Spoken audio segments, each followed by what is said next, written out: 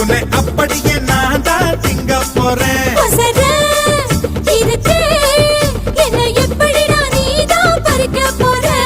அணிலாக மாறினான், அழகாக தாவினான், அங்கங்க உன்னை கடிக்க